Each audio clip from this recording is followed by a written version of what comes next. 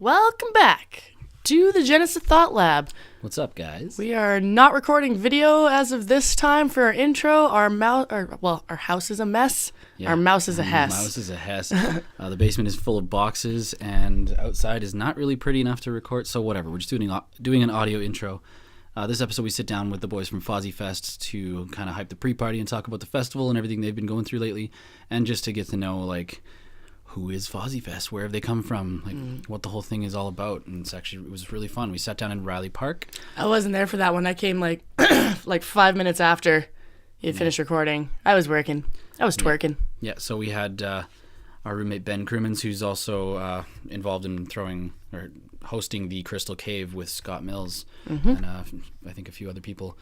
One of the white dome stage that's usually on the beach at FozzyFest. So yes. Yeah, he sat down with me and we just shot the shit and we got her done. It was beautiful. It was pretty hot. It was hot. hot. I don't know why I was wearing jeans. I was wearing jeans too, and I was sweating my ass off even just coming up to see you guys there. So yeah, we are going to get this episode released first, pretty much ahead of all of the other ones that we recorded over the summer, just because FozzyFest is upcoming and we want to do some promotion for them. Yeah, we'll be releasing this, I guess, with the lineup release on Friday coming up here. So yeah. So, yeah, we're going to Burning Man, so it's going to be about another couple weeks in between the release of all of the content that we got over the summer, so hang tight. Shit's coming. Yeah, we didn't expect to be going to Burning Man, but I guess we are, so... We're trying to get a couple done out there, too, just for shits. Yeah, definitely. All right, well, enjoy this one. This is the guys from FozzyFest. This was a good one. I'll see you guys later. He's a gooder. He's good.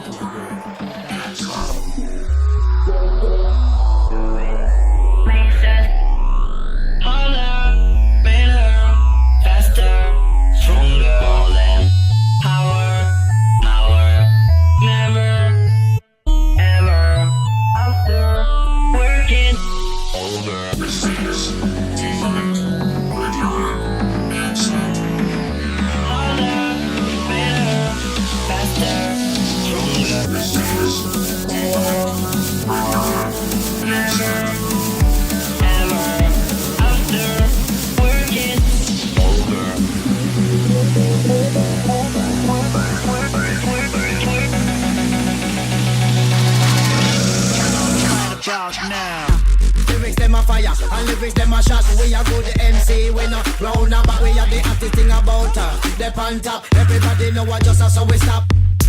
Lyrics them a fire, and lyrics them a shot, we a good MC. We no round about, we have the hottest thing about her. They on top, everybody know what just so we stop. Faster.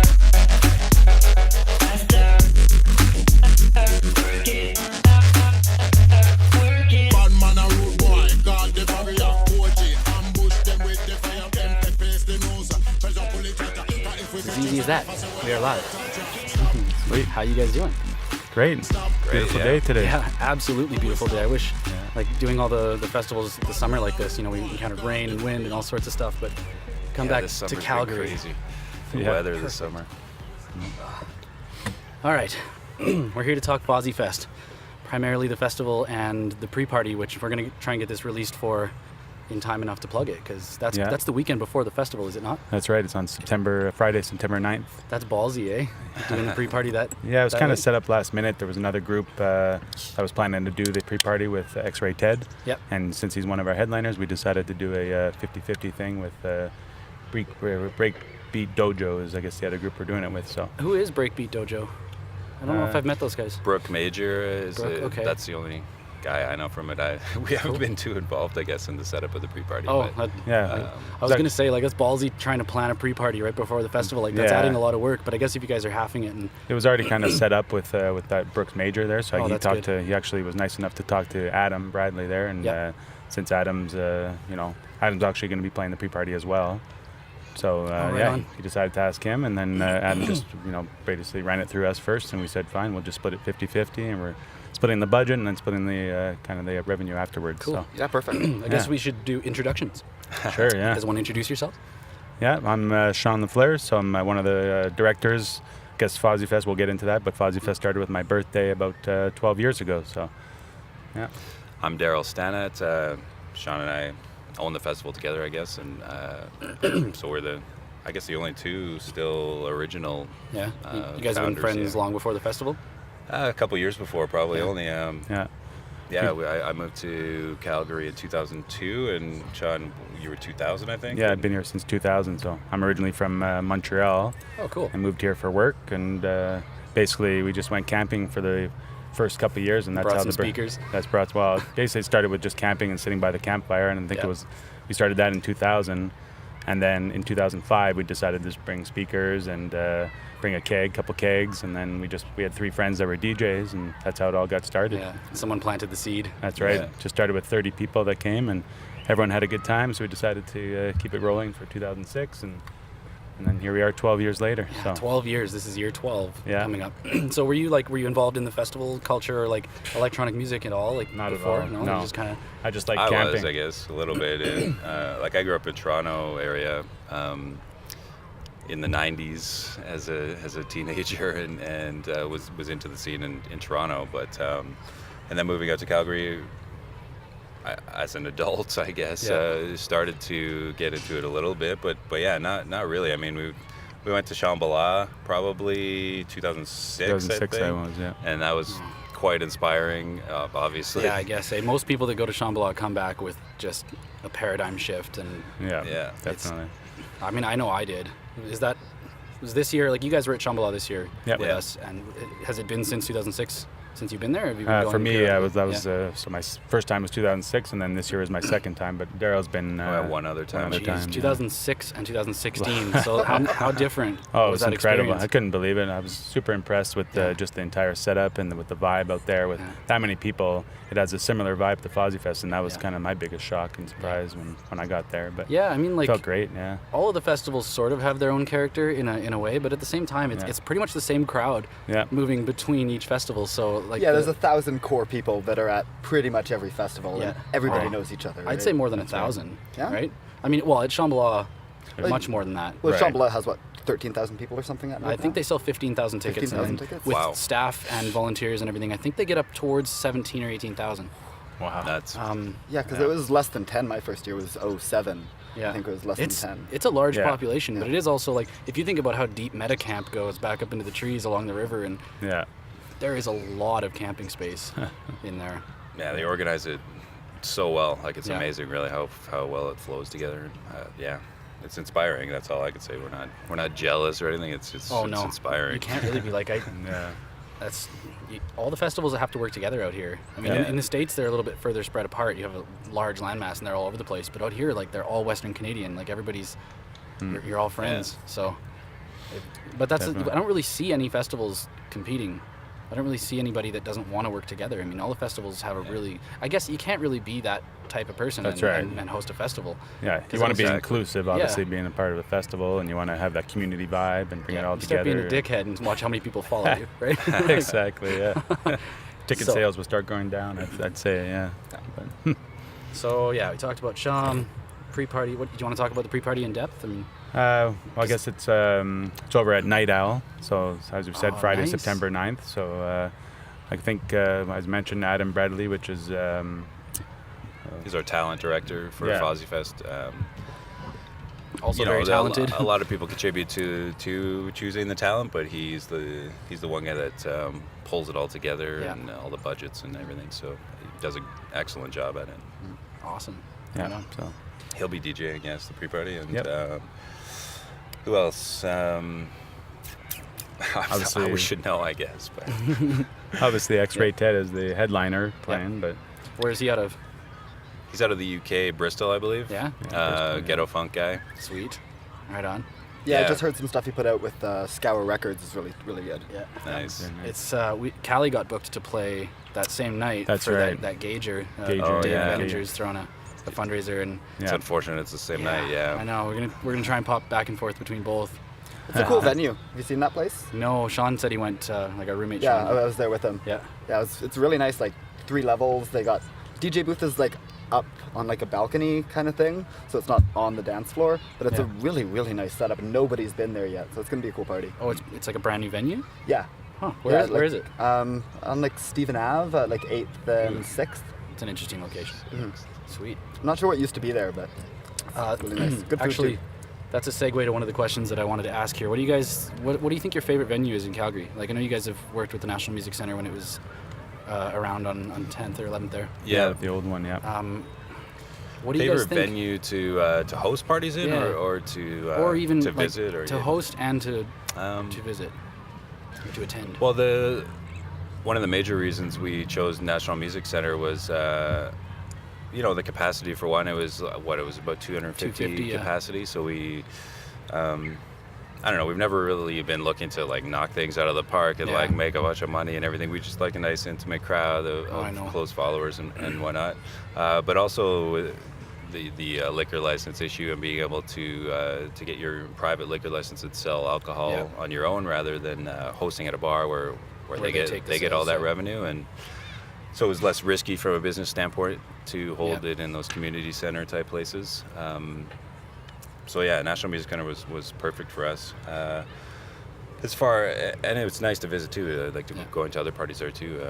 Always enjoyed it there. Yeah, it was a nice space. I mean, all the people that worked there were so inviting and supportive. And definitely. I actually like working with Adam and stuff at National Music Center and then his crew. Like if you need a cord, if you need a microphone stand, if you need anything, they've got everything, and they're there. Their job is to make sure that your event flows perfectly. Yeah, they're super accommodating for sure. Yeah, and you don't find that. Yeah, I haven't found that at any of the other venues. I mean, as cool as like Distortion is a nice space, it's a great venue. But that's one of the sound guys that was working there put us off really bad one night. We were looking for a chord, and I think it was a TRS to XLR or to RCA or something.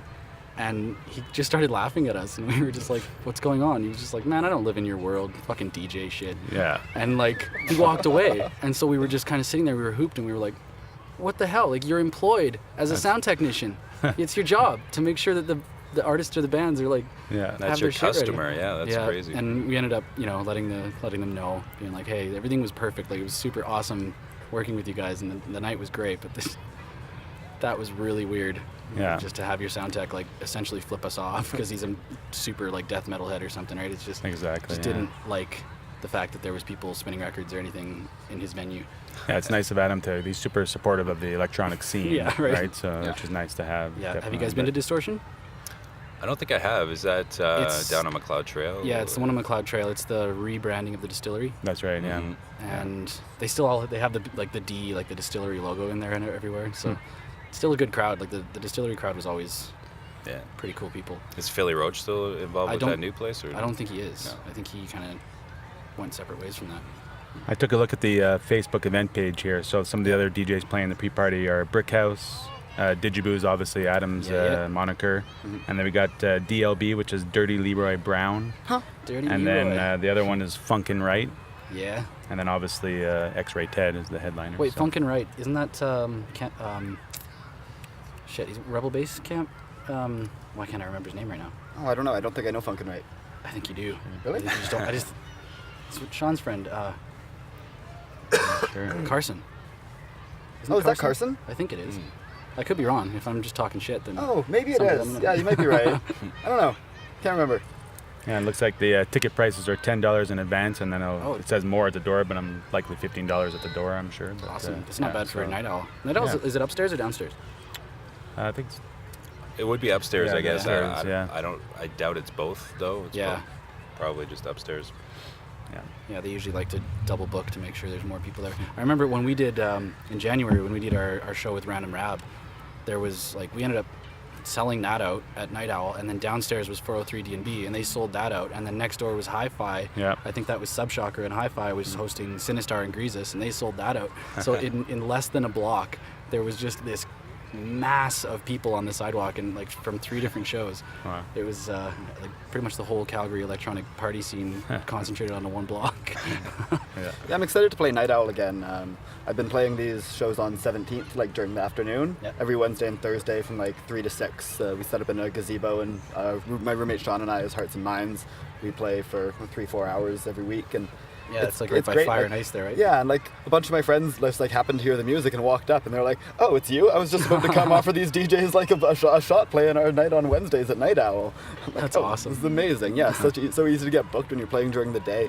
Yeah, it's in that little gazebo thing, right? Yeah, on Tompkins Park. Yeah, 17th and 8th. Okay, right. Yeah. Nice, yeah. Oh, that's a nice spot. Yeah, it's great. Sometimes they do like pop-up clothing vendors and stuff there, and Yeah, we used to sit up there as the Zeitgeist movement. And, Oh, really? You know, just talk with people walking by about Interesting. social issues and all that stuff. Nice. you and Raz and Yeah. Actually, I've been meaning to sit Fi and Raz down for Zeitgeist. Nice. Because we had Fi and Lindsay on for a podcast, and we had the Zeitgeist stuff as one of the talking points. Yeah. But we talked so much about everything else, and it was almost like a 2-hour podcast. And then it got to the point where it's like, man, we could probably talk for 2 hours on that one point alone. Oh, So for let's sure. let's do that Yeah, one. a separate podcast. Yeah. All right, you want to talk about the RDAC stuff, the special event license for the festival itself?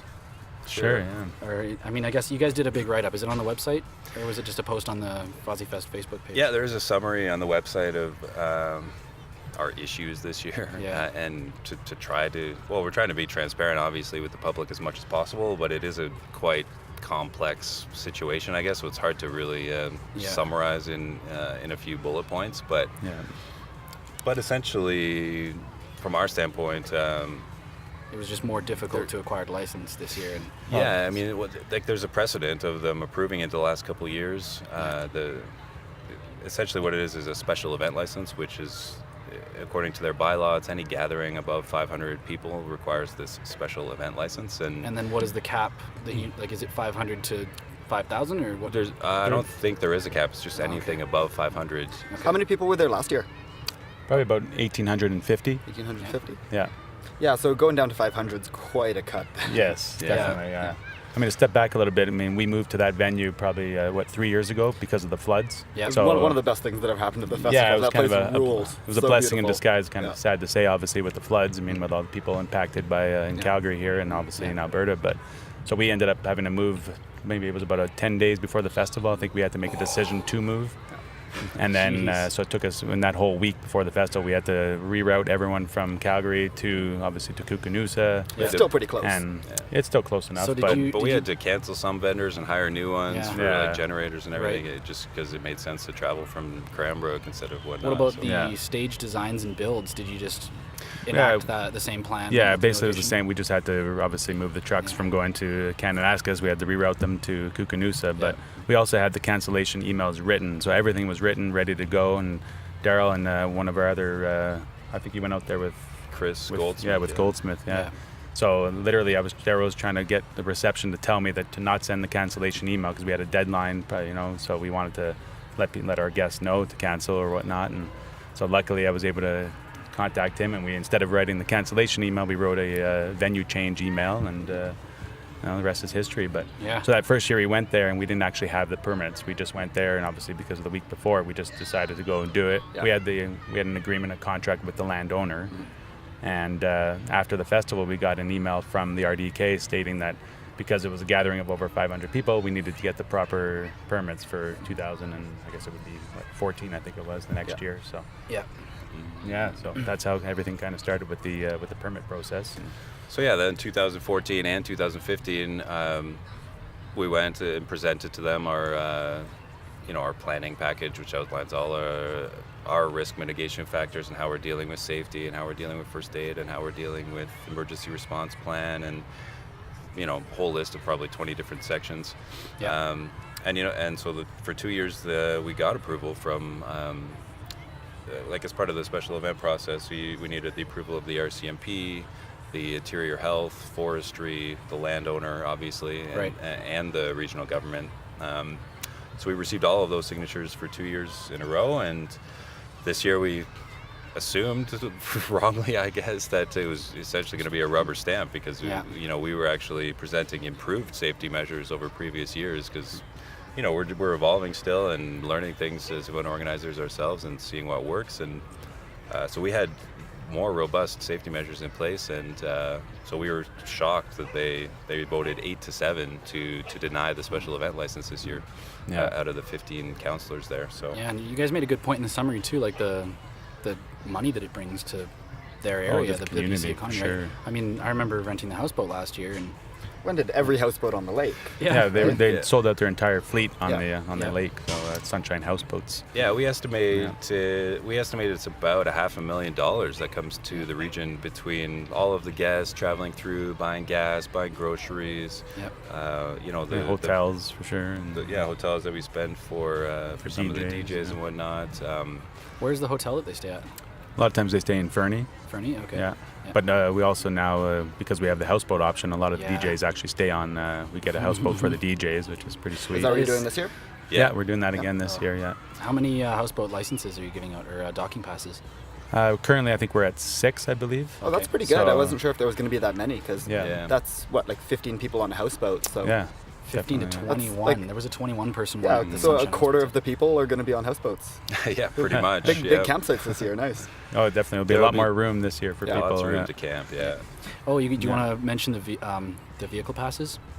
The parking camping pass or whatever? Yeah, essentially everyone who comes on site with a vehicle needs a parking pass. Yeah, just to So- remind everyone, because I remember last year it was like there was a reminder thrown out and everybody was like, wait a minute, what? And Yeah, that was the Yeah. first time we did vehicle passes Yeah. last year. We're trying to encourage carpooling, and then also with a full festival, when there's 2,000 people there, we don't have much room for more cars, so we got to make sure we encourage carpooling, and everyone needs a vehicle pass. So it's $30 advance. You can buy them on Eventbrite, Yep. right through our website. website. right Yeah, through and I our mean, website. like, everybody, you should be carpooling anyway. Yes, It's that's right. good for the environment. Like, it's ridiculous how much we use our vehicles solo here in North America compared to a lot of other Yeah. places in the world. So Yeah. Yeah, that was the thought process behind the car passes. Yeah. Is rather than just raising the ticket prices, to accommodate, we thought we would segregate that and encourage people to carpool as much as possible. Yeah. And we also have RV passes, so their RVs are $50 a pass for an RV. which is pretty reasonable considering I remember rolling into Shambhala this year looking at the signs. Depending on which part you were in, it was $80 at the cheapest to park with your RV Saw and that. $160 at the most. Wow. If you, to camp in, like, is it Starlight? Starlight, That's right? right across the road. If you Yeah, wanted to yeah. camp there with your RV, it was a $160 fee.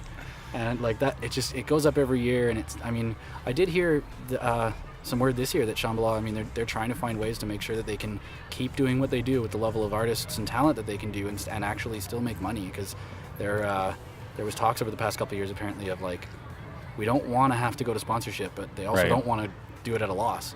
Yeah, their So- budget's got to be pretty high with Yeah. those the caliber of DJs Oh, they've I got know. and the stages. Yeah, and they want to do Yeah. some like stage rebuilds and stuff, so they Yeah. want to do some major work in the next couple of years, right? Yeah. Right. Yeah. If you're complaining about prices to Shambhala, go volunteer. Yeah, absolutely. Number one, you get to contribute. Number two, you get to skip all the lines. Number three, like the farm food was amazing. You get to get there early and stay Yeah. late as well. Exactly. It's you're treated very well for compensating with some of your time, and it's also way more fun. And some people just like to bomb in and spend thousands of dollars and then bomb out. But Yeah. I don't know. I prefer. I love volunteering at the festival. Yeah. You have more fun when you feel like you're a part of it. yeah. Definitely, yeah. We encourage that for sure, and that's the first thing we'll offer to our friends too. If they, rather than selling them a ticket, offer to have them volunteer. And I think we're fairly reasonable with our volunteer request hours too. I think it's only 12 hours that we're asking that people work Yeah. throughout the weekend. So Yeah, 12 is it's very reasonable. I mean, Shambhala working sanctuary there, they just do one 12-hour shift just to get it over with, and that pays for your ticket. And for a $400 ticket, essentially, that's a pretty good deal. yeah, it's a that's really great good deal. And with sanctuary, you're able to pick up a second shift if you want and get a second ticket. Wow. So like, Oh, really? and then I remember working a pre-show position in 2012, and I think I worked 40 or 50 hours for my ticket, but that's pre-show. Right. And then working with Pagoda Stage this year, it's definitely like 40 plus 50 hours. yeah. And sticking around at the end to help haul out lights and stuff and all that. It's like Yeah. you put in a lot more time, but you don't have to sacrifice it during the actual During party. that festival, yeah. And that, the dollar amount that your hours are worth in those positions are drastically different. Because like Shawn, our roommate there, he had to work sanctuary Saturday night this year at Shambhala, and that's 8 p.m. to 8 a.m. Wow. And that's the most, like Saturday night is, I think there's 17 or 18 people on shift, and they got 200 plus people through the sanctuary in that shift Wow. Crazy. So, yeah. No, I've never needed to go to sanctuary ever in my life. I don't understand, because it seems like it's the same couple dozen people like every festival. Like people at Sanctuary, like, oh, hey, good to see you again. Yeah. Like, welcome back to Sanctuary. Sorry you're having a bad night. Like, Totally. That's like Stephanie that does First Aid, which I hear she's going to be out at FozzyFest this year, right? Okay, I'm not sure. Is she for first? Or I think we heard that from her last time we bumped into her. I think after Harvest, but she has like a guest book like this that just she leaves at First Aid, and she, you can look back through it and you see the same names, like these recognizable people that consistently like to just go so hard that they wake up in First Aid. And it sucks. You got to mitigate that problem. Like you guys in your position, I mean, all you want to do is create an amazing experience for people, and you have safe and amazing experience. And part of it is just the collateral damage of like some people that come without. It sucks that they don't really have the foresight or the respect to realize that they're really harming an experience for other people, or making, in some cases, if the RCMP gets called too much, they can cause problems to even host the festival the next year. Oh, definitely. Yeah. Especially this year, we want to make sure that we run a safe and successful event. So we want to obviously get a full permit next year. And if there's something that happens this year, then our chances are going to be definitely greatly reduced. I just think baseball bats for all the security guards. If they're sitting there with Louisville Sluggers just like tapping away, people are not going to fuck around.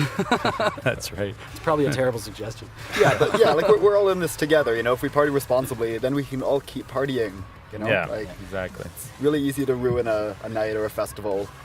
We had trouble like at the National Music Center with poor attendees. And somebody like Falcon punched the freaking paper towel dispenser off the wall in the men's bathroom one night, and everybody saw him do it. And then the National Music Center made him come back and fix it himself, which was nice. But it's just, don't disrespect the venue or the people that are hosting. It's just it's just like a house party. You don't like go and take the pictures off the wall and start breaking stuff. But some people do. Well, you suck those people. I guess one thing I wanted to ask was what's your professional lives like? What do you guys do professionally? Because you guys are very successful and good at throwing a festival, so I mean you've got at least some core skill sets down pat. Well, as I mentioned, I moved from Montreal. I went to school in McGill in Montreal. I did geology as an undergrad program, so I ended up moving to Calgary to be in the oil and gas industry. And I've been working here since 2000 as a geologist in Calgary. Oh, cool. So what is your daily work like?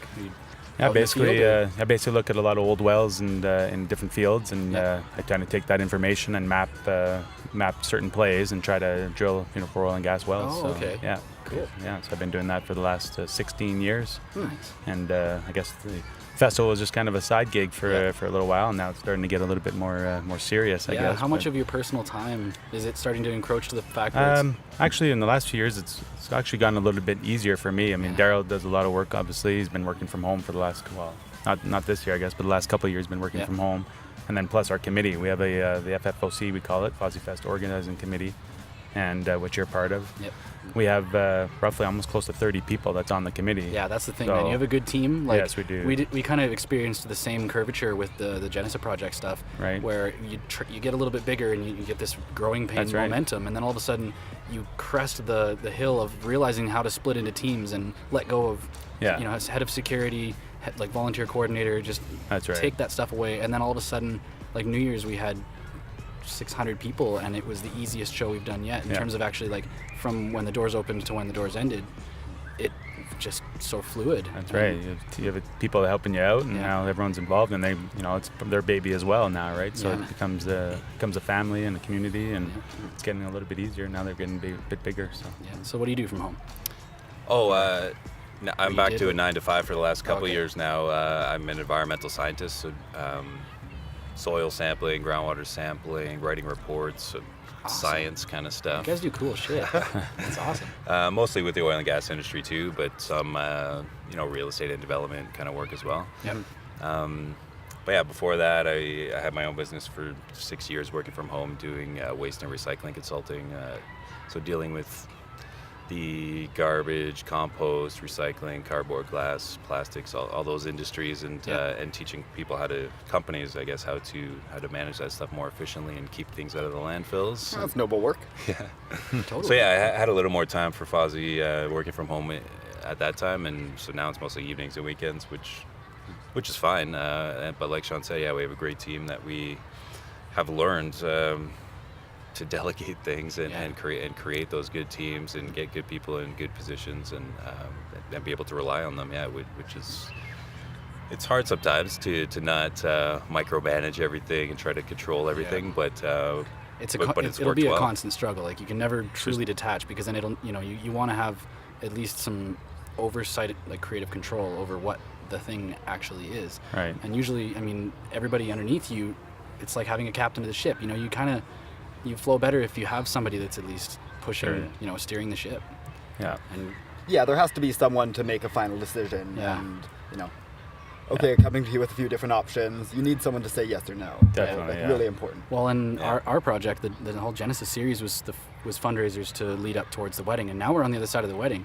So now we're planning, that's why we kind of shifted. I think we might still use the Genesa series name for the shows, but like the Genesa project is it's the umbrella that all of the sub-projects are underneath now. So I guess, we were going to host a festival. That was what the wedding was supposed to be. That was what the Genesa series was supposed to be fundraising for. But extremely masochistic planning. Number one, it wasn't that great of a fundraiser. Number two, the more we got into it and the more we'd push it back a year and push it back a year, and I'd start to realize that I don't know if we're quite ready to take that on. And then our friends started telling us, like, what are you, retarded? Like, why do you want to be stressed out for your wedding? Why do you want to be that stressed out? Like the first year of a festival. That's so right. We unfortunately kind of stepped back from that idea. It's not that I wouldn't want to do it in the future, but I don't even know anymore, Like, I don't know if, number one, if Western Canada needs another festival. There are a lot out there now, yeah. Or well, you're involved with a new number of them already. Being part of it. So yeah, that's one thing we pride ourselves is that we kind of call it Darryl mentioned this morning, we call it a duocracy, I guess. So if someone wants to be involved, we kind of let them run their thing. Well, obviously they have to run it by us first to make sure that we approve it, but we let anybody who wants to be involved to do their thing, and that also creates more of the community, because then their friends will be coming to the festival and saying that, I'm with one of the organizers and one of the persons who's involved. So it just creates that vibe and that community at the festival itself. Well, and have you guys been to the Burn? Not yet. No, I'd like to get there. But, Burning Man is so beautiful to see. Like, every single camp is a collective, and sometimes from completely different parts of the world. Like, we walked up to the airport one year and we met this whole camp that was just, I think they were from Portugal, and it was 11 people in 4 or 5 small aircraft, and they did a dozen stop tour from Portugal to Black Rock City. And then when they get there, their gift was to just take people up in their planes and fly them around for photography and all sorts of stuff. And then when they were done with that, they would do the whole trip back to Portugal as this big collective of pilots. And that blows my mind, the Burning Man thing, how every camp invests so much outside of the ticket purchase. Right, all the fundraisers. And just to get there alone is a big challenge. Yeah. But then to bring your whole camp down there and build it. And to bring your whole camp down there and build it with the intention of giving most of it away, right? Stocking the bars. Whenever your camp fees and your responsibilities for being a part of a camp usually come with a liquor donation. So you have to, everybody brings a little bit, so that when it's your Tuesday night party or your Friday night or Thursday night party that your camp is hosting, you draw people in off the road and you're just open bar and just come on, everybody have a drink. And it's the most incredible thing, just watching a party just amass out of nowhere, and it just turns into this huge 4-hour little rager, and then it disperses, and then somebody else's camp starts up, and it's so cool. And how many times have you been there? I've been the last 2 years. Callie and I went the last 2 years. Nice. And over the past 2 days, there's been a slight chance that I might be going again this year. But lucky. I'm trying to decide whether or not it's feasible. I have a friend that needs me to possibly transport some stuff down there, and she's like, I got a free ticket for you, a free vehicle pass. We got some money for gas, this and that, and just I need you to drive my shit down because she's flying. And we're attending a wedding that weekend and moving and all these things, but Callie's trying to encourage me. She's just like, you should do it. You should just go. You should do it. She's right. Well, that's coming up pretty soon. It's got to be in the next couple of weeks. Yeah, I'd be leaving in a week. Yeah, definitely. When would you be back? I think September 6th or 7th or 8th. Oh, okay, so you got a bit of time before FozzyFest at least. Yeah, but it would 4 days, 5 days. Yeah, that's plenty of time to move. It'd be crunch time festivals. For sure. Yeah. But again, I feel like everybody on the Sanctuary team this year is people that, having smaller numbers, I wanted to make sure everybody was somebody I knew and somebody that I knew was capable. So we don't have to screw around with unpredictable, anything like that. Just put together a good team. So I'm sure everybody else could handle some of the pre-show stuff. while I'm gone. I can't believe I'm thinking of doing it. Well, we feel bad that many people, obviously 1,000 people can't come to FozzyFest that wanted to, but it is going to be a special vibe out there with being such a reduced number with 500 people plus. Yeah. It's always felt a little like a special crowd. It feels almost like a industry night at the end of the season kind of thing. It really is like the core group of people that's usually there. I love the crowd at FozzyFest. It's my favorite. I've had the best time there for the last 5 years. Nice, that's awesome. Yeah. What's the stage setup going to be like this year? Well, because we're the reduced numbers, we're going to be having at any one time we're going to have one main stage going. Mm-hmm. So we are planning at nighttime. It's going to be the forest stage. It's going to be the main stage. Right. And then from 10 p.m. on, we're going to have the regular Crystal Cave set up on the beach. Yeah, so, I'm excited for the Crystal Cave this year. It'll be good. Yeah. The Crystal Cave and the shipwreck are going to dual. That's right. Dual purpose. Yeah, we're essentially going to put them together. Join them together. Yeah. Where's the DJ booth going to be then? In the ship or in the dome? It'll be likely. We're still hashing it out for 100%, but I think the thought is to put the sound system in the ship, right? the back portion of the ship. What is that? The stern? I'm no pirate, but aft, right? I think aft is the rear, isn't it? Aft's the rear? Okay, my bad. Definitely no pirate. I get to play Friday at 10:30. It's Scott Mills, Paradigm Theorem, and then me, and then Tanner and Callie, and then Synthetic Creatures, and then Ninjet. It's like one of my favorite lineups. Yeah, it's gonna be hence the family again, right? Yeah, so, so I've been working on the Crystal Cave for 4 years. Well, I think the first time they did it was the last year at the old location, right? No, I think the first year was at the new location. I think was the first year the Crystal Cave was set up. Oh no, it was intended to be at the old location, and then the flood. So I think it was we had the stage at Motion Notion or something the year before. Okay, right. So the Renegade stage year. Is the dome, the cave, going to be out there? Yes. Yeah. So during the day, what's going to happen is that the forest won't be on, and we're going to have essentially the Crystal Cave / Pirates, the shipwreck stage, is going to be the main stage during the day. It's on the beach.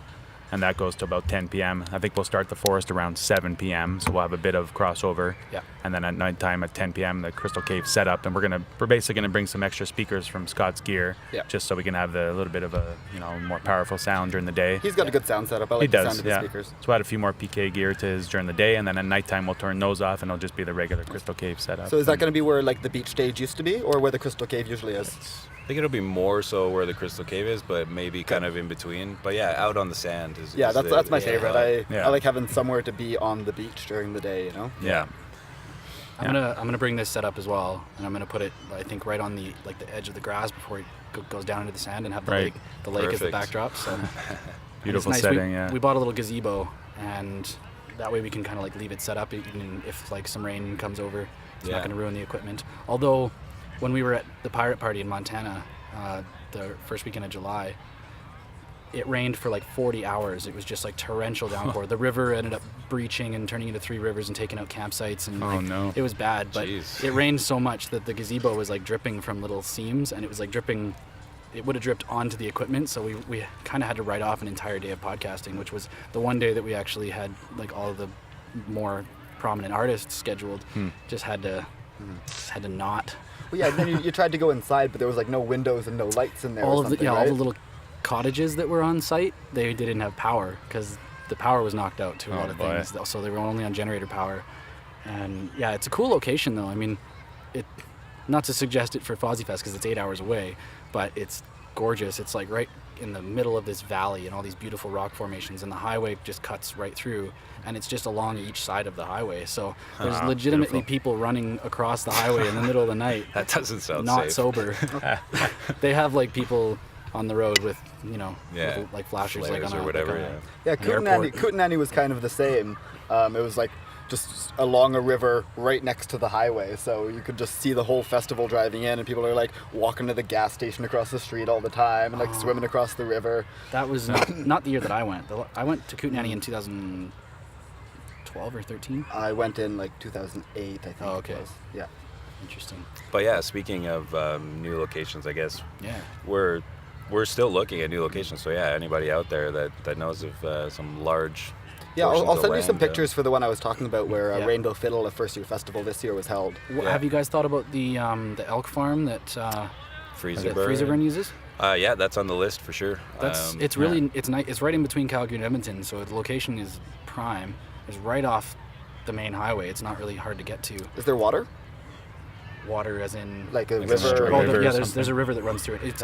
I'll send you the after movie or whatever for free. Sure. Actually, even on the website they have a preview of the land, like a drone preview and everything. That'd be good. Yeah. They're, I guess, Rob, one of the coordinators of Freezerburn, he said that they're motivated to bring on more people because definitely. Freezerburn has left a really good impression on them because they do a very efficient leave no trace and respect, and they do it well. So, and I think like Freezerburn was 800 people, and I think it can support twice that. So it wouldn't be like 2,000 plus unless there's more area that I'm not seeing that's usable.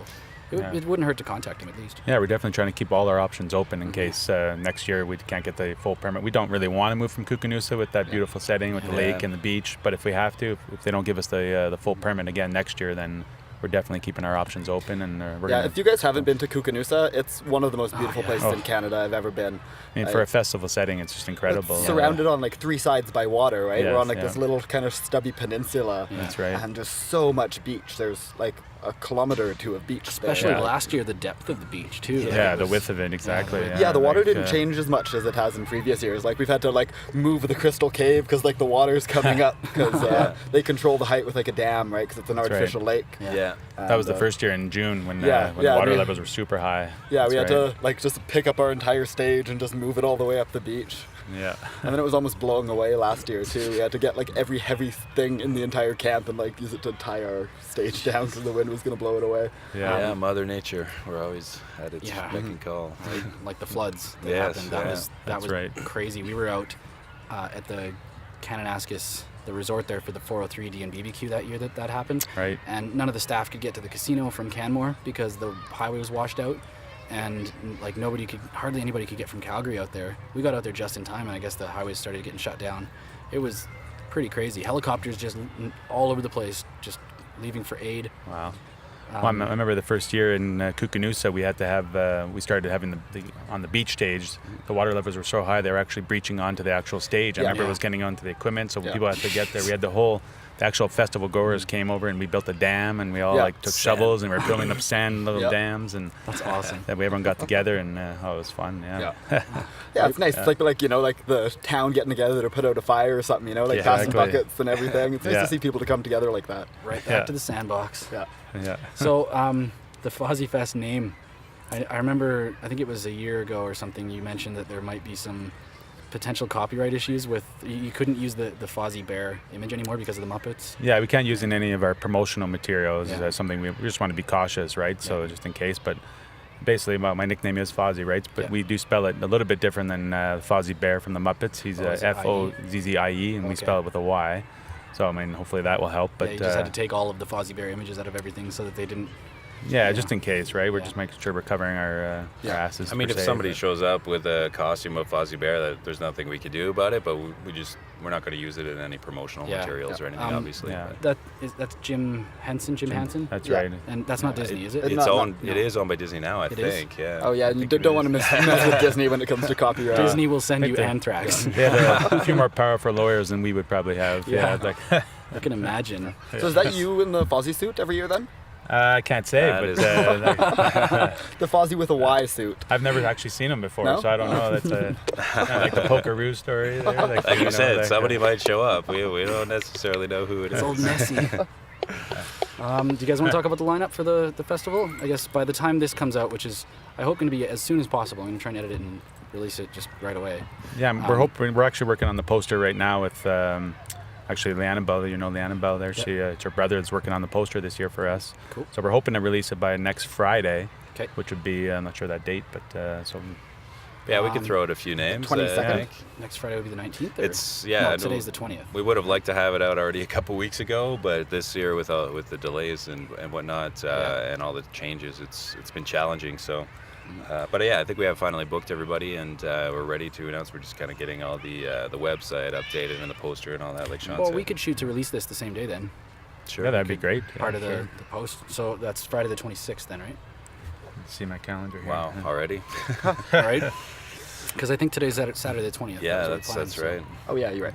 Yeah, the reason it's so late is because obviously we had some some cancellation. We couldn't actually commit to some people with not knowing our budget if it was going to be a full party and stuff. So then a lot of those people had to get other bookings. But Darryl mentioned, I think we're fully booked right now. So, but obviously X-Ray Ted is one of our headliners that's going to be there. We talked about the pre-party with him. We were mentioning Long Walk Short Docs coming back. One of my favorites to see live. Oh, yeah. Long Walk. Yeah, puts on such a good show. Yeah, with the guitar and everything. He played a really interesting set at Shambhala this year. Were you guys around for that? I think it was in bed by that point already. It was 4:30 to 6 in the morning, and it was the last set on the amphitheater to close the stage out. And he started heavy and went kind of weird and soft and light as the sun came up, and then right at the end, he did a song that he dedicated to people that had passed away, like Fort Knox 5 and John Horvath and his grandmother and like stuff like that. And like I was crying. Wow. I mean, like it was pretty emotional, and I saw a lot of other people around me that were pretty emotional about it.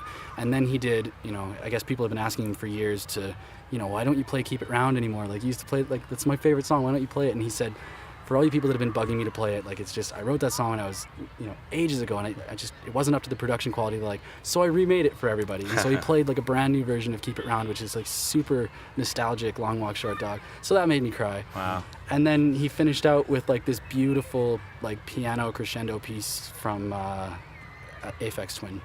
Oh, and nice. just like, he just jumped off the stage and got in the crowd with everybody, and like, I went up to him and I was like, what the fuck, man? Like, yeah, he's such a good guy. Yeah, he's one of the best. Yeah. One of the best. He didn't smash guitar this year because it was 6 a.m. It'd be a little weird to smash guitar. But yeah, so he's coming. Dave's coming. Another guy that was at Sham. We have Matt the Aliens coming this year. He was at Shambhala this year as well. He's an animal. He's at Shambhala every year, pretty much, isn't he? Sure. He often like opens it up. It's one of the first sets at the Rock Pit. Yeah, right? it used to be Timothy Wisdom that used to open up the Rock Pit, but Matt the Alien, I think, and somebody else have been taken over. Yeah. I love those sets because, he's like you were saying earlier. You never know what Matt the Alien's going to play because he does, like live mashups, live remixes. You never know what to hear. Yeah. Lots of like 60s and 70s rock remixed with like funky and like disco beats and stuff. I've like, seen him play cool sets stuff. that are just like straight like future bass and garage. I've seen him play like drum and bass. I've seen him do like pretty much everything. He's done even video bass sets sometimes throwing it. Like he's all over the map, which is awesome. I love diversity. Yeah, that'll be one to see. Yeah. Nice. Wooden Sue. Yeah. We've had that. We had them a few years ago. A couple years ago, I think we had them already. From Vancouver. Vancouver boys. They were great. I saw them at 10 Night Club once, and they surprised the hell out of us. They have a really good dynamic. Saxon. I believe from the UK. For the drum and bass. Massive. Who else? Well, we have a lot of the local guys too. Freddie J is coming back this year. He plays I pretty love much. Alex. Yeah, he pretty much plays every year for FozzyFest, but he's coming back. Tons of locals, obviously. That's the industry night feel of it, right? The industry party, just having everybody come out and it's. You guys have really catered almost a perfect festival, and it's like I'm really hoping you guys figure out, or I'm hoping they figure out the RDAC. Like I'm hoping they figure their shit out so that good things can continue happening because it's too good. It's too good. Yeah. Well, like Darryl was mentioning, we on that permit we need 5 signatures, right? And the only one we didn't get was the RCMP. Yeah. And the guy that was supposed to sign off, he's never been to FozzyFest. He's never been down and to seeing what we do and to seeing how we prepare and with our first aid and our sanctuary and our, even our record, our safety history has been impeccable. So one of the least amounts of police involvement I've seen in a festival, like ever. Maybe like once or twice have I ever seen the cops wander through there. Like, yeah, they typically come once a day or maybe even once a weekend. Yeah, and they just tour the area. Yeah, but that's about it. We could speculate all day about the ultimate reason why they said no, but I think that might be part of it, is that they have a really limited staff in the area, and we offered to help financially to bring in more staff for them if they came up with a plan, but well, persistence is really important, right? If you guys come back next year and I assume somebody from their area is going to be out at the festival this year to check it out, or?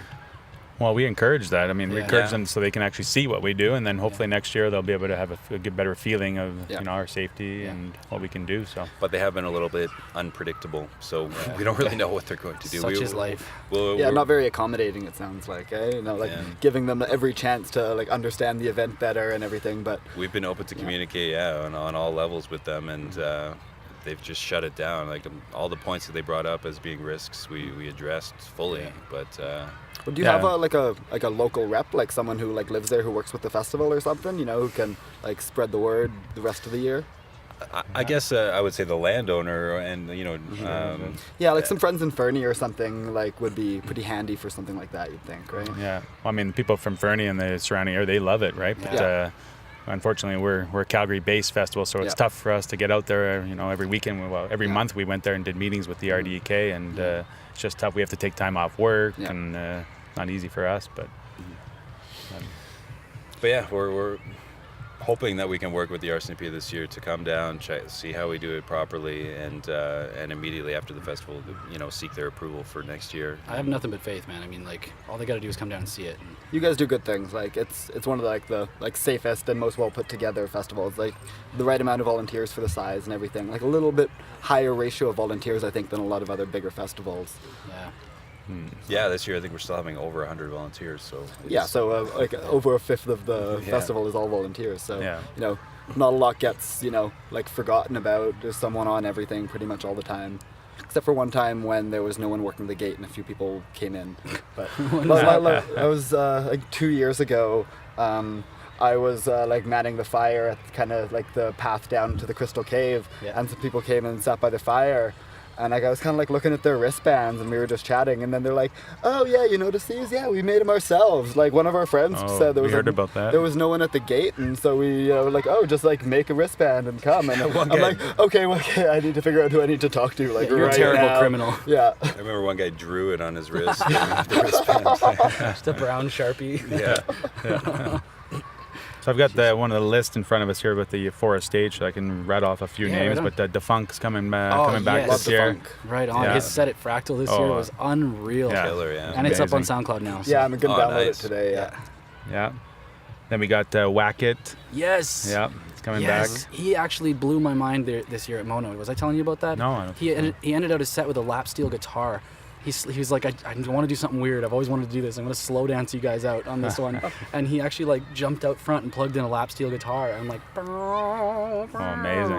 Like it was, and he got everybody to slow dance, and it was That's amazing. awesome. But his set itself was top notch. I hadn't seen him in years, and I'm stoked he's going to be there. Awesome. Yeah, and some of the other guys we get some of the local guys, I guess, Hackinson, Bass Panda. Yeah. Bass Panda's great at festivals. John Didn't Delirious. he proposed to That's his, right, to at his wife FozzyFest, last year. Yeah. They got married this year at Big Springs Campground as well. That's where they got married. Yeah. Sweet. Yeah, I was playing opposite him, so like all my friends were there, and everyone who I wanted to see me play was watching him propose to his now wife, I guess. I wanted to go see it, but the sanctuary was overwhelming at that point. Somebody in particular was causing a lot of problems, and I couldn't leave. So let's not name names. Yeah, we got Bago Beats, Sonny Chiba coming back. I like Bago Beats. He's played our Crystal Cave a few times. Yeah, that's right. And then some of the guys on our committee, we have Robbie C, Alan Flava, Digiboo, obviously. Yeah. So definitely that's kind of the Forest lineup, and then Sinistar, I don't think we've mentioned, but that's booked. I still haven't caught one of his sets. I know that the Binsky guys, as well as I think Blaine, had him play. Yeah, I've seen his name on the Binsky things, I think. Yeah.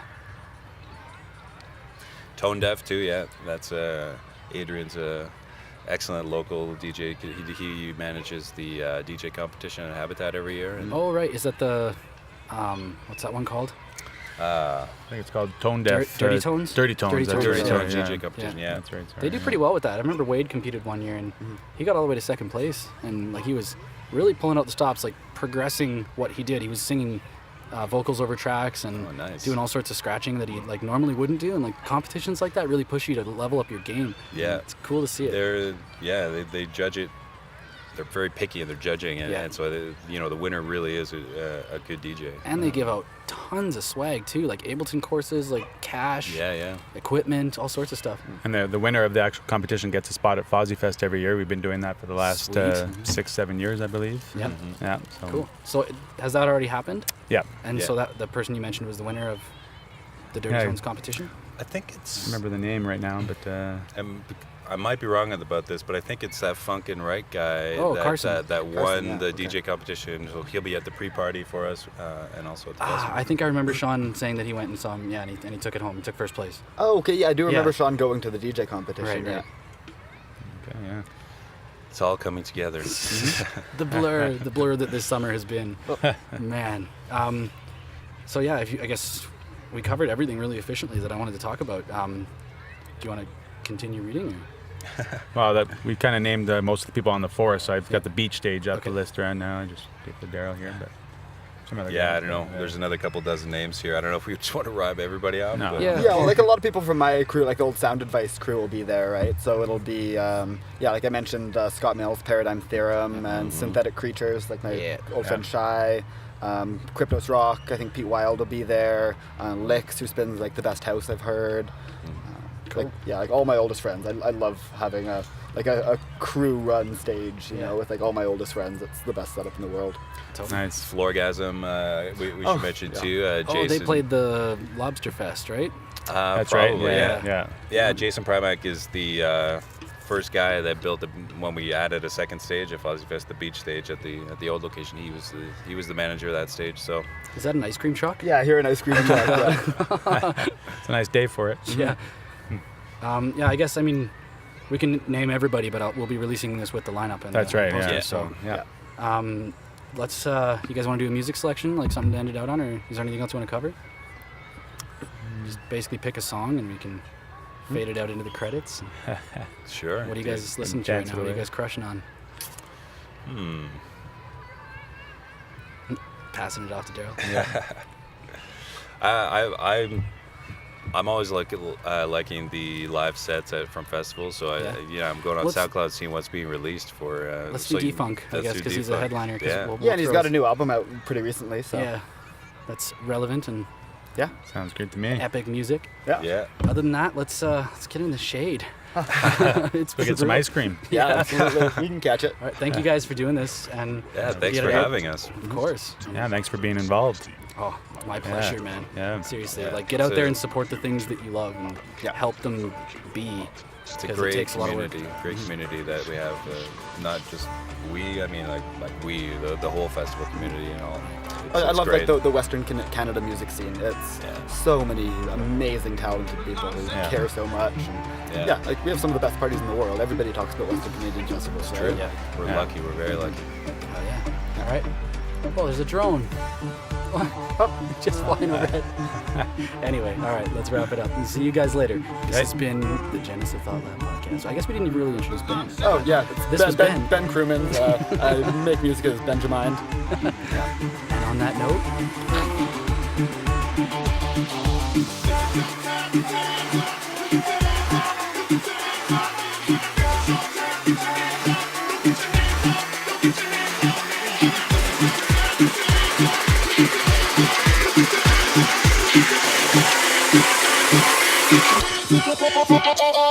Well.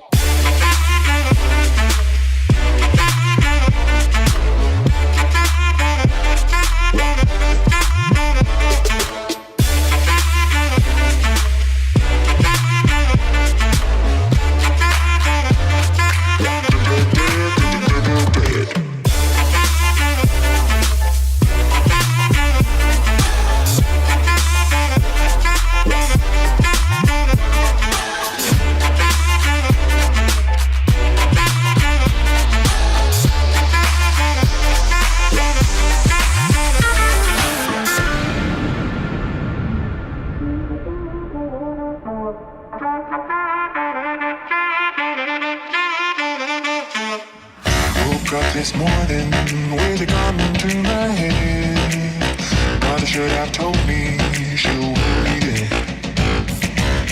Without a warning, not a clue, without a sound. In your house, out of bounds, you can run, but you can't hide.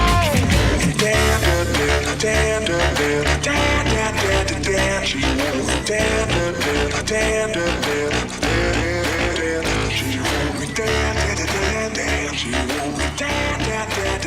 She won't dance.